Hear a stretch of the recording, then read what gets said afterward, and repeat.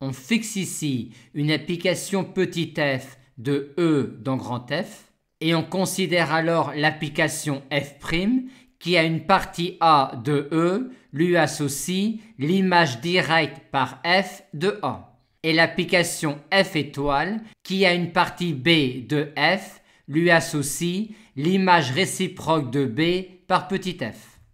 On nous demande alors de montrer l'équivalence de ces trois assertions-là. Partons de f injective. Quand f est injective, on a un résultat sur l'image réciproque de l'image directe d'une partie grand A de E. Dans l'image directe de A par f, on a tous les éléments de la forme f de x où x appartient à A.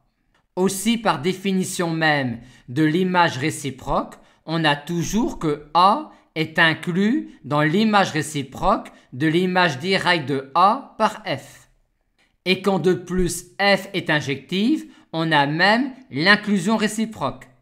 En effet, dire qu'un élément x0 de E est dans cette partie de E revient à dire que f de x0 est dans cette partie-là de grand F, c'est-à-dire que f de x0 est un f de A avec A qui appartient à grand A, ce qui conduit, quand f est injective, à x0 égale A et donc à x0 qui appartient à A.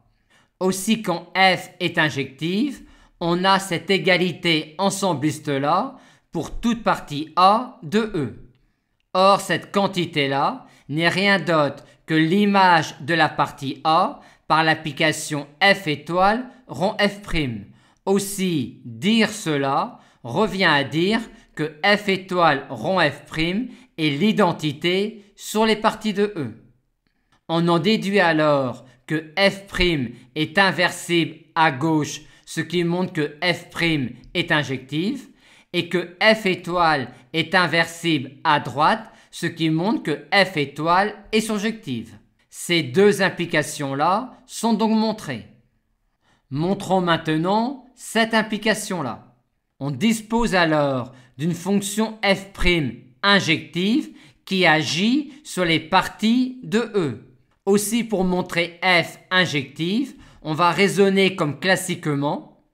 Et pour montrer alors cette égalité-là, on va considérer la partie A1 de E qui se résume au singleton A et la partie A2 de E qui se résume au singleton B. Vu l'hypothèse que l'on a, on en déduit que A1 et A2 ont même image par f', ce qui conduit, vu que f' est injective, à A1 égale A2 et donc à A égale B, vu que A1 était le singleton A et A2 le singleton B. Il ne nous reste plus que cette dernière implication à montrer.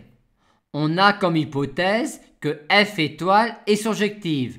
Aussi, toute partie de E peut être vue comme l'image réciproque d'une partie B de grand F.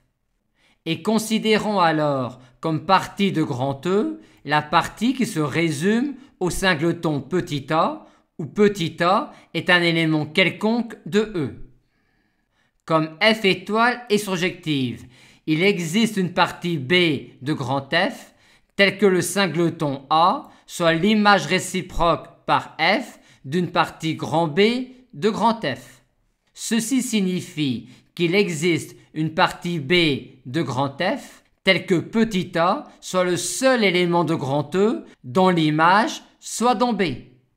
L'image de A étant f de A, la phrase que l'on vient de prononcer nous conduit à dire que petit a est le seul élément de E dont l'image soit égale à f de A, ce qui prouve bien que f est injective.